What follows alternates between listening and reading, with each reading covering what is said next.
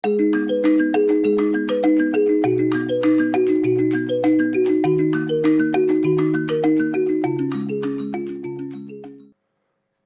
Friends, आप देख रहे हैं डेवलपर मॉन्क चैनल। मैं ज्ञानदीप आज की इस वीडियो में डिस्कस करूंगा features of C programming language, C language के फीचर्स के बारे में।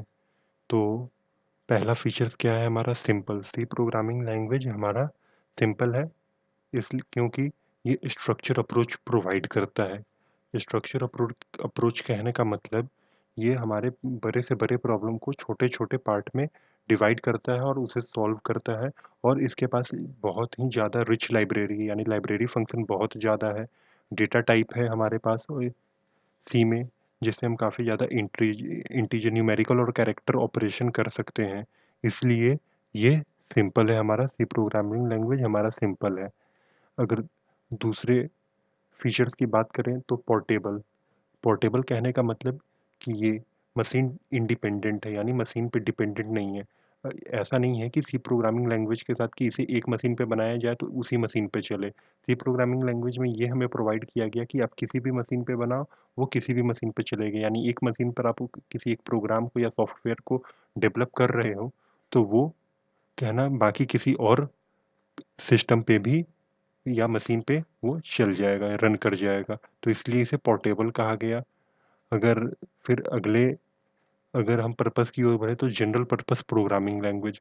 इसे जनरल पर्पस प्रोग्रामिंग लैंग्वेज का इसलिए कहा जाता है क्योंकि इसकी मदद से ये हम सिस्टम सॉफ्टवेयर भी बनाते थे और एप्लीकेशन सॉफ्टवेयर भी बनाते थे। मतलब इसकी है ना, जनरल क्या कहा जाता है, हर काम में यूज कर लेना। तो इसीलिए इसको किसी भी काम को यूज में करने के लिए इसे जनरल पर्पस प्रोग्रामिंग लैंग्वेज कहा जाता है। यानी जब ये सी प्रोग्रामिंग लैंग्वेज को डेवलप किया गया था तो किसी भी प्रोग्राम को डेवलप या कोई भी सॉफ्टवेयर बनाना हो, एप्लीकेशन सॉफ्टवेयर या सिस्टम सॉफ्टवेयर, तो हमें सी प्रोग्रामिंग लैंग्वेज का इस्तेमाल करते थे। इसीलिए इसे जनरल पर्पस प्रोग्रामिंग लैंग्वेज कहा गया। फिर अगला है हमारा फीचर मिडिल लेवल लैंग्वेज।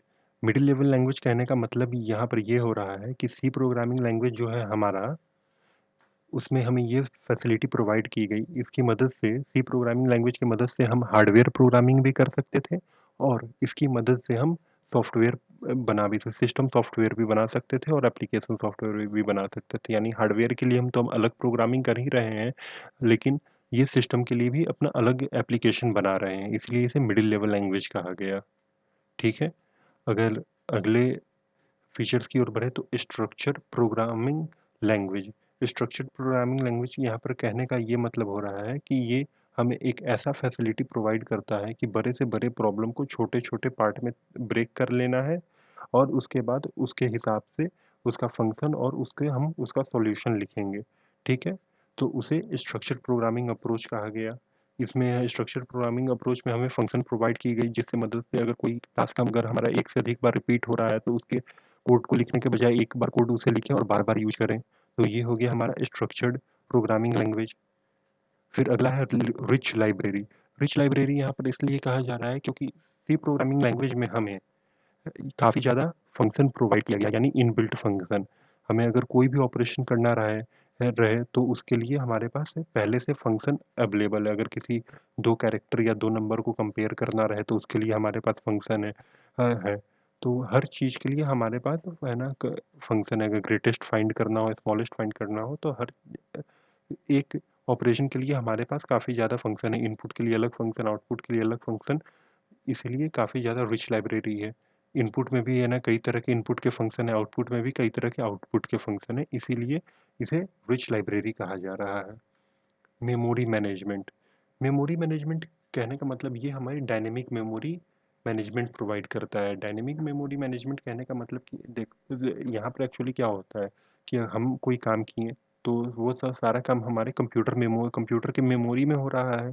तो सारा मेमोरी भी तो हमारा ये एक्वायर हो रहा है ना। अगर मान के चलते हैं ये अगर एक मेमोरी है कंप्यूटर का, तो अगर हम कोई काम किए तो इसमें अगर ये मान लेते हैं ये 3 ब्लॉक भर गया किसी एक ऑपरेशन में, तो फिर उसके बाद हमें एक रिजल्ट मिला तो उस रिजल्ट को अब हम देख लिए तो फिर अब इस मेमोरी को क्लियर भी तो करना पड़ेगा परमानेंटली। तो इसे ये यहाँ पर स्टोर तो रहेगा नहीं। तो इसीलिए हम यहाँ पर ये मेमोरी को फ्री भी कर सकते हैं। तो ये हमें डायनेमिक मेमोरी एलोकेशन प्रोवाइड करता है, जिसकी मदद से हम अपने काम करने के बाद उस मेमोरी को फ्री भी कर सकते हैं। अगले फीचर्स की बात करें तो फास्ट स्पीड।